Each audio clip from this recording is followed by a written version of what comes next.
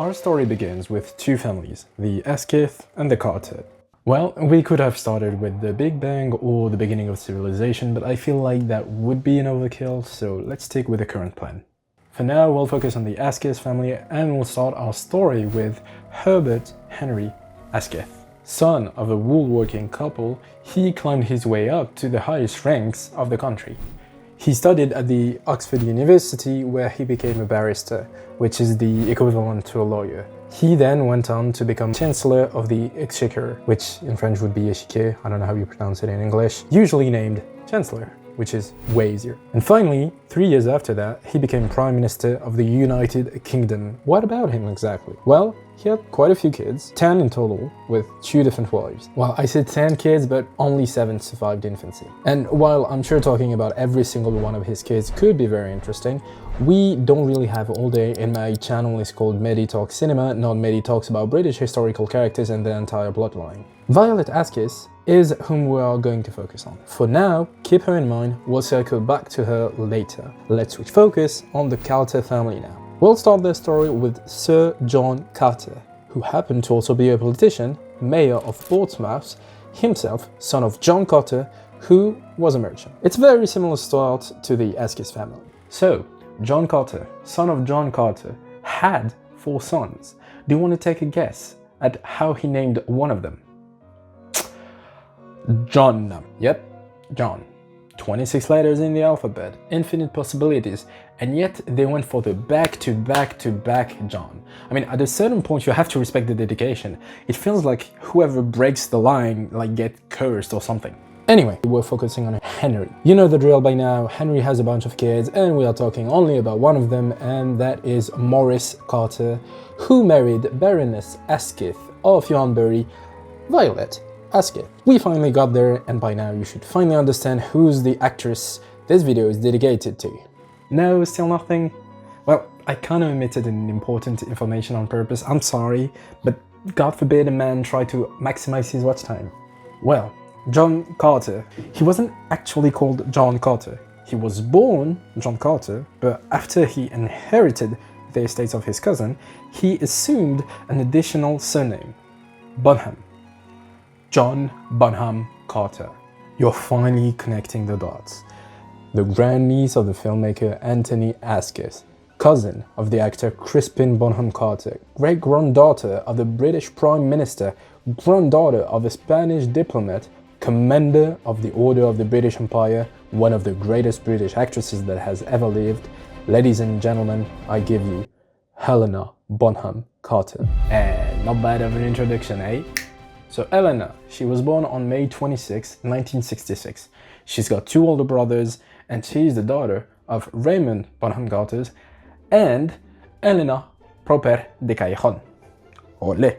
And as you can guess, their family are not done with greatness. Her father was an investment banker, which is a prestigious job, but isn't that crazy. But what if I told you that he wasn't any investment banker? He was the man who was representing the English bank at the International Monetary Fund. And you're gonna tell me, well, why should I care? Well, let me tell you. Imagine all the countries in the world having to work together to balance the world's economics, which they are doing a terrible job at it, if I may. But he was the guy who had to represent the entire nation of England. Like, he was the man, speaking for every British person out there. That's insane. That was the father's side, and now on the mother's side, well, her father, so Helena's granddad, was into politics. He was a Spanish diplomat. Her brothers, Edward and Thomas, are both very successful businessmen. And what about her mother, Helena? Apart from the fact that this family has absolutely no originality in terms of first names, well, she's a psychotherapist, and the way she became one is somewhat unique, I would say. When Helena was 5 years old, Helena had a nervous breakdown that lasted 3 years, but thankfully Helena went to therapy and got the much needed help, while Helena was going to the best schools of London. And not only did she get help, but that's how Helena became a psychotherapist, and she has since helped Helena work on her scripts. And to this day, Helena and Helena are working together on the movies. You following? And as if her mother having a nervous breakdown wasn't enough, a few years later her father was diagnosed with acoustic neuroma, which is basically a brain tumor. So he went on to get operated, but unfortunately, due to complications during the procedure, he ended up having a seizure and spent the rest of his life with half of his body paralyzed and having to use a wheelchair. And cherry on top, her brothers were in college, so she was basically the only one at home having to deal with those tragedies and helping her parents. And even with those struggles, she managed to do very good in school. While studying, she participated in a writing contest at 13 years old, and she won. She was already interested in cinema, so she used the prize money to book a photo shoot, and she used those photos in her acting portfolio. It's only 3 years later, at 16, that she gets her first role. It's a small TV commercial, but still, it's better than nothing. Only 1 year later, she gets her first role, a secondary role, but still, in Pattern of Roses. Good girl. Where is she then? Come on. Come for a walk, Tom. I can't. Why not? No one will know. You can be back before they notice. Once again, nothing crazy, but she's warming up. Even though this acting thing seems fun and all, she wanted to continue her studies. And so she went to King's College in Cambridge. I mean, at least she tried. Not that she wasn't a good student, quite the opposite actually. But the thing is, the school board thought that she was going to quit midterm to focus on her acting career. Well, because of that, she focused on her acting career, which is quite fun. Oh, you don't want me because you think I'm gonna focus on my acting career? Well, you know what? I am gonna focus on my acting career. You might be telling yourself, okay, now she's gonna go into an acting school, learn the thing, start her career for real. Well, no. She never studied acting. Well, not in a formal way. She just learned on the go. So, her first lead role was in '86 in the movie Lady Jane. She played Lady Jane. The movie wasn't really appreciated by the critics, but whatever, you have to start somewhere, right? And don't worry, she got her first breakthrough role in a movie called A Room with a View in '85. Wait a minute, he just said that her first role was in '86, and now her first breakthrough is in '85. Well, this YouTuber is a fraud. He must be using ChatGPT to write his scripts. Hang him! Kill him! Whoa, let me explain. God. So, they shot the movie A Room with a View after Lady Jane, but they released it before Lady Jane. So her first role on screen was a hit. So now that I've proved that I'm not a fraud, we can carry on. So we get to the 90s, and the 90s are going to be marked by two things. First, I have to correct something that I said. I said she didn't have any formal training in acting, but the truth is that in the 90s, she studied the clown art. And while it's not acting, it's still a form of acting. And second, thanks to her role as Lucy in A Room with a View, she got offered like a few jobs here and there. We're only talking about 30 roles in less than 10 years, you know. No big deal. So as you can guess, I'm not gonna talk about every single one of them, but I'm still gonna mention a few. She played in Frankenstein with Robert De Niro. I wanted to mention it because first of all, Robert De Niro in a Frankenstein is pretty unique, I feel like. And second, well, Guillermo del Toro's Frankenstein recently came out, so, you know, makes sense. She started her voice acting career in that period as well, and in 1996 she played in Portrait Chinois. And because it's my channel, you know I have to mention a French fact. Since it's a French movie, guess what language she had to learn for the movie? No, it's Chinese! I'm kidding, guys, come on. It was French. I got you good.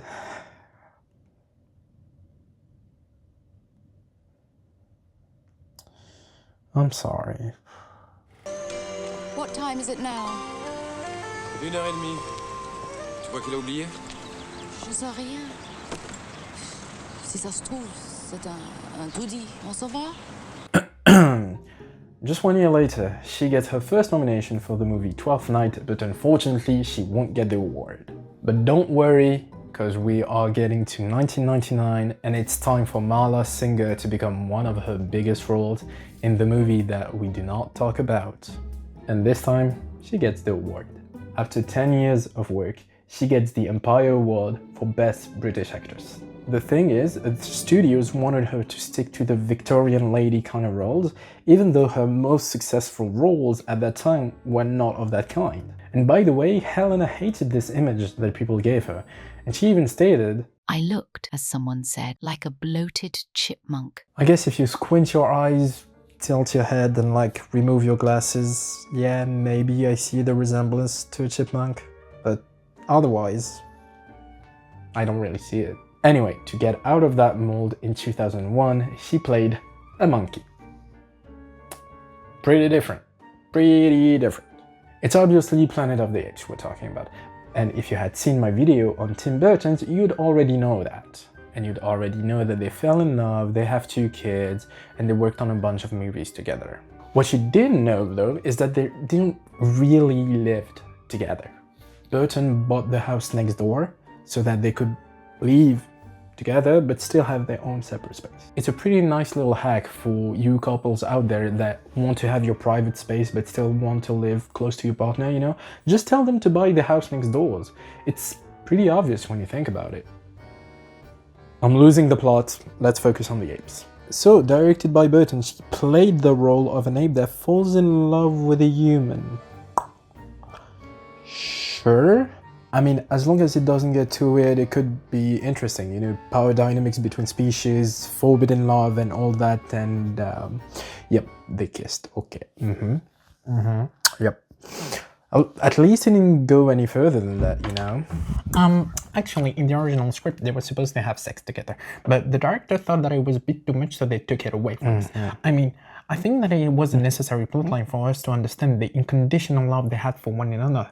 So how can you understand how much they love one another with a simple kiss? I mean, coitus is the pinnacle of love.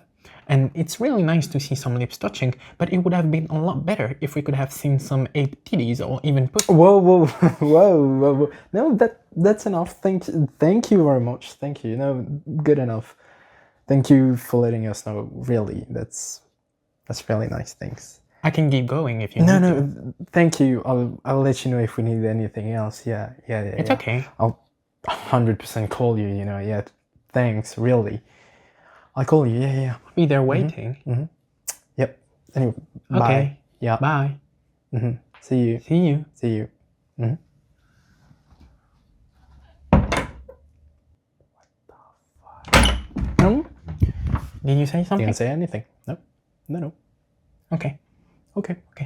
Bye. I'm waiting. Anyway, how do you learn how to act as monkey? It's not as if there was a monkey school or something. We all sent to ape school for ages to try and sort of learn how to walk and move and sort of be, you know, apely graceful and develop a sort of primate behavior. And she gets a role that is pretty far from the Victorian girl image that she had, but it's still gonna stick to her. I mean, she's gonna get a role in Henry VIII. Then comes 2005, and while she had a few roles as an actress, I want to focus on 2 roles that she has as voice actress. The first one being Wallace and Gromit, and the second one being Corpse Bride, with Tim Burton once again. So both came out the same year, and both were nominated for Best Animation on the same year. And I mean, that year in particular was absolutely stacked. Try and guess which movie won.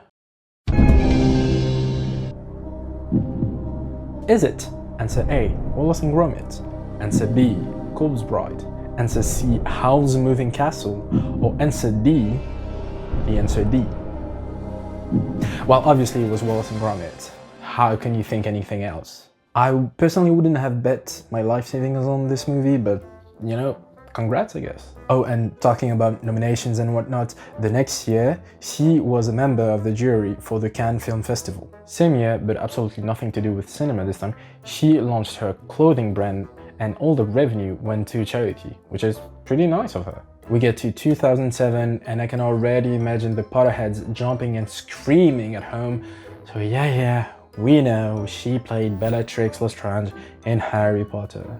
And I know that there is nothing I can teach you that those nerds won't be yapping about in the comments, so I let them have it and do what they do best. Even though I'm letting the crackheads do my job, I still have to mention that she accidentally perforated Matthew Lewis' eardrum by putting her wand too deep inside.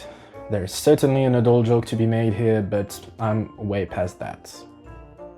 Maybe because she wanted to balance her karma, or maybe because she's just a nice woman overall, she contributed to the charity Action Duchenne, which helps people with Duchenne muscular dystrophy, which basically means you're slowly losing the usage of your muscles. The link is in the description if you want to learn about it and donate, and same goes for UNICEF.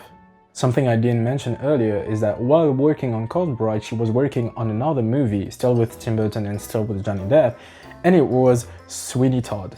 And while I'm not a fan of musicals overall, I can only recommend this one because it's mwah! And the thing is, the singing is great. I mean, she had to learn how to sing for the movie, but also she had to learn who her character was through singing, because she had not acted any scene yet. So she's figuring out who she is in the movie while learning, which is a first for her. I mean, it's amazing, and this is the kind of details that add greatness to a movie. And so she won Best Actress award for this performance. I mean, it just makes sense. She was also put on the top 10 actresses of all time by The Times, which, I mean, is not on the same level of recognition as getting Best Actress award, but, you know, it's still a line you can add to your resume. It's 2009 and she played in Enid, and she got a BAFTA nomination for Best Actress. Again, she didn't get it, but, you know, she keeps gravitating around this award for Best Actress, so, you know, it tells a lot about her. But bigger event that happened during that year was the shooting of the movie Terminator Renaissance. Unfortunately, life doesn't care if you're busy or not, it keeps on going, and while she was working on this movie, members of her family passed during a safari. Thankfully, the studio gave her as much time as she needed to deal with her loss, and she still got back on track and finished the movie, you know. But it's an opportunity for me to tell you to take care of yourself, take care of your family and friends. You never know when something can happen, so, you know, just enjoy the people while they're there. After that tragedy, we get to 2010, which is a big year for her because she has 4 big movies: Harry Potter, King's Speech, Alice in Wonderland, and Toast. Because it's now a habit for her, she got a BAFTA award, she got a gala, and she got the Britannia Award for British Artist of the Year. You know what? We might as well give her the keys to the city, darling, and make her, I don't know, a commando or something. The following years, she had a bunch of jobs, from playing Miss Havisham, working with Prada, doing a music video, being in Les Miserables, or playing a peg-legged brothel girl? Huh? She even narrated for the Love Book app. And I want you to take a second, close your eyes, and embrace her work. We hereby swear to spend our days in bed. We're naked till we wear each other's scent and recognize it quicker than our own. You start and finish me. You're my extent. It's a family-friendly show here, so we have to pull ourselves together and focus and finish the video. She then played in Cinderella live action, and I mean, for someone who doesn't want the British lady etiquette, she sure does a lot of those roles. But then came the second Alice in Wonderland, which I don't really want to talk about because I wish it didn't existed. But there's one movie that I was really hyped about, and it's Ocean's 8. I really like heist movies, and while the Ocean's movies are not masterpieces, they're still great. I like them. I mean, it's good entertainment, it's exactly what I want, and so even every now and then, like, I'll watch them again. And so I had high expectations for this one, and I mean, when you look at the cast, you're like, how can you not be excited? But it was such a letdown, you know. It's a shame that I didn't like it. I'm really sad about it. And now comes my favorite fact about her. Even though she played in so many amazing movies that I love, she voice acted in so many animations that are among my favorites. My favorite lore fact about her is that she voice acted in a Call of Duty game. The spirits say I'm wasting my time. My fear says keep on hammering and stay out. I hate bats. Rats with wings is what they are. I'm pretty sure that most of you will absolutely not care about that info, but being a nerd that spent thousands of hours playing COD Zombie, it was so fun to hear her voice in this game. even though Black Ops 2 is the best zombie there is and Black Ops 4 sucks, but that's another debate. After that peak in her career, it's only been downhill since. Yeah, sure, she played in The Crown, I mean, nobody cares about that role. Like, yeah, sure, I guess she played Princess Margaret, who she met in real life because, oh my god, her family is so important. And yeah, she got a bunch of awards for that role, but like, I mean, Call of Duty against that thing, like, yeah, sure, nobody cares about it. And I mean, sure, you played in The Crown playing royalty, but like, what's the point? Your real cousin is Catherine, Princess of Wales. Like, what are you role-playing in your life? Like, what's the point? All jokes aside, she had an amazing role in The Crown, and she had other movies that came out even more recently, and I'm sure that we have even more surprises for the future. And overall, she had an amazing career, and that's why she is one of the best British actresses, and even one of the best actresses in the world. And ladies and gentlemen, that's about it. That's almost all I had to say about Helena Bonham Carter. If you want to have a little bit more about her, you can go and check my Instagram as per usual. I try to not really ask about it, but please subscribe, like, comment, do whatever the hell you want to do that will help this video, because I'm really having a lot of fun making them.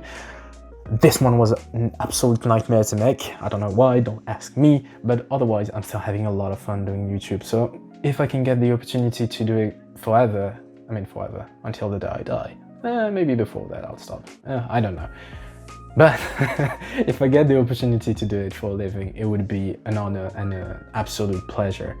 Anyway, I stop yapping, thank you very much, and see you next week. Bye.